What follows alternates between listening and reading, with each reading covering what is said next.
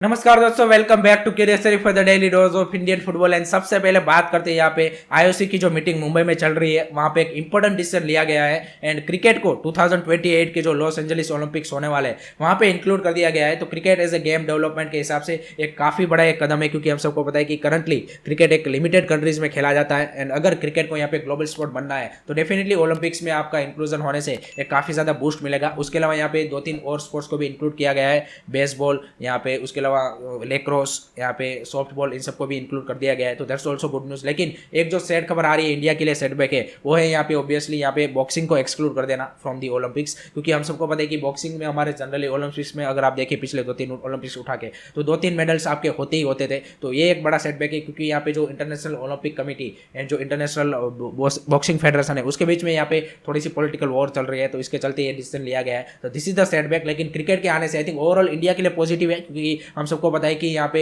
India का जिस तरह से क्रिकेट में डोमिनेंस है, एंड जैसे हमारे प्राइम मिनिस्टर ने भी बोला आईओसी मीटिंग में कि हम चाहते हैं कि 2036 का ओलंपिक्स हम होस्ट करना चाहते हैं। तो BCCI as a financially super power, एक अगर आपके पास फेडरेशन आपके सपोर्ट में आता है तो definitely it's a much more क्या बोलते हैं boost in terms of the organising such a big event. So I think overall a very good decision कि क्रिकेट को यहाँ पे इंक्लूड किया गया है ओलंपिक्स में। एंड क्या क्रिकेट फुटबॉल की तरह यहाँ पे ग्लोबल स्पोर्ट बन पाएगा आगे आने वाले टाइम में, क्योंकि अब यहाँ पे ओलंपिक्स में भी वो इंक्लूड हो चुका है। तो वो देखना काफी इंटरेस्टिंग सा बन जाता है। उसके बाद बात करते हैं भाई एक और यहाँ पे आईओसी के साथ ही में यहाँ पे, क्योंकि यहाँ पे फीफा पे प्रेसिडेंट इन्फेंटिनो भी यहाँ पे आए हुए हैं, तो उनके साथ यहाँ पे एएफएफ के प्रेसिडेंट कल्याण जो मैंने मीटिंग की थी, एंड उनको यहाँ पे कन्विंस कर लिया गया है कि फीफा के जो हेड ऑफ रेफरिंग है पियर लुइगी कोलिना, जो कि वर्ल्ड फेमस रेफरी हम सबको पता है कि जिन्होंने 2002 का ब्राजील वर्सेस जर्मनी वाला फाइनल ऑफिशिएट किया था, 1999 वाला यूएफए चैंपियंस लीग का फाइनल, और एक कमांडिंग रेफरी है कि जिसकी मतलब काफ़ी ज़्यादा रेप्यूटेशन भी है। उनको यहाँ पे कन्विंस कर लिया गया है कि वो यहाँ पे इंडिया में आके जो इंडिया के रेफरीज है उनको यहाँ पे सेशन देंगे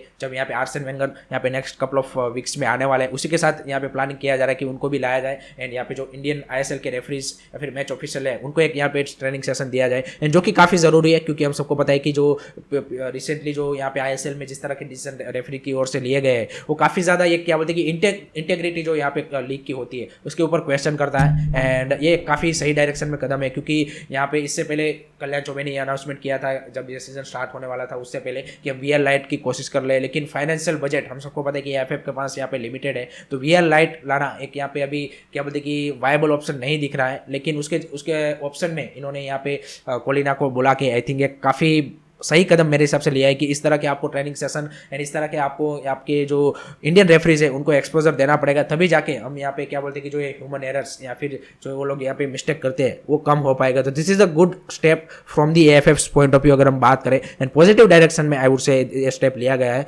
उसके बाद बात करते हैं भाई यहाँ पे आई लीग के बारे में। तो आई लीग का भाई नया लोगो यहाँ पे ऑफिशियली अनाउंसमेंट कर दिया गया है, क्योंकि यहाँ पे अब हीरो भी हट चुका है, तो एक नया लोगो यहाँ पे अनाउंसमेंट किया है, एंड अच्छा लोगो, मेरे को तो लोगो पसंद आया। This is looking good. And 10 दिन ही बचे, हम सबको पता है कि आई लीग का नया सीजन इस बार 13 टीमों के साथ स्टार्ट होने वाला है। लेकिन जो अभी भी एक क्या बोलते हैं डाउट बना हुआ है वो बना हुआ है यहाँ पे ब्रॉडकास्टिंग को रिगार्डिंग, क्योंकि हम सबको पता है कि ये मैटर अब कोर्ट में जा चुका है। तो लेट्स सी कि क्या ये मैटर उससे पहले सोल्व हो पाएगा या फिर हमें बिना ब्रॉडकास्टिंग के ही आई लीग यहाँ पे क्या बोलते हैं कि स्टार्ट होता हुआ दिखेगा। वो एक यहाँ पे अभी भी सस्पेंस बना हुआ है। लेट्स होप सो सारी चीज़ें फॉल इन प्लेस हो जाए, एंड आई लीग के लिए भी इस बार काफ़ी ज़्यादा लोग यहाँ पे फैंस पर्टिकुलरली इंटरेस्टेड है, पर्टिकुलरली इंटरकाशी, नामदारी जैसे क्लब्स, नए क्लब आ रहे हैं तो उनको देखने के लिए लोग काफ़ी ज़्यादा एक्साइटेड है। सो लेट होप सो कि एक प्रॉपर तरीके से हमें ब्रॉडकास्ट भी जिस तरह से आईएसएल का हमें मिल रहा है उसी तरह से हम एक्सपेक्ट करेंगे कि जो हमारा सेकंड डिवीजन है आई लीग वहाँ उसका भी ब्रॉडकास्टिंग हमें उसी लेवल का देखने को मिले। उसके बाद बात करते हैं भाई नॉर्थ ईस्ट यूनाइटेड फैंस के लिए एक जबरदस्त खबर आ रही है, एंड उन्होंने यहाँ पे भाई पार्थिव गोगोई को 2027 तक यहाँ पे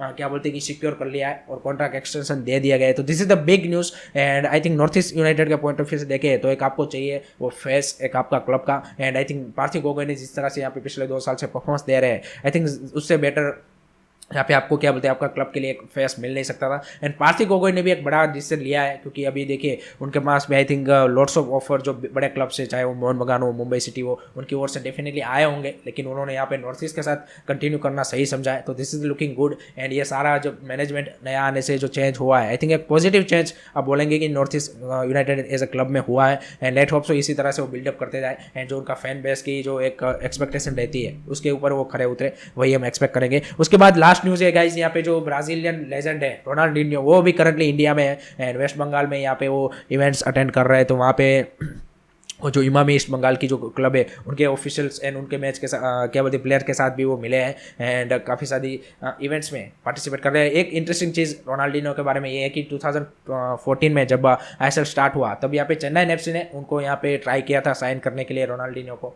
to play in the ISL, लेकिन अनफॉर्चुनेटली वो मूव हो नहीं पाया था। So this is the interesting fact about Ronaldinho and इस तरह के अगर बड़े पर्सनालिटीज़ और वो सारे रेगुलरली इंडिया में आते रहेंगे और फुटबॉल को प्रमोट करते रहेंगे तो डेफिनेटली इंडिया में जो फुटबॉल का एक ग्राफ है वो अपर डायरेक्शन में ही जाएगा। So that's it regarding today's Indian football news guys. I hope कि आपको वीडियो इन्फॉर्मेटिव लगा हो। Keep supporting Indian football, don't forget to like subscribe करो। जय हिंद, जय भारत।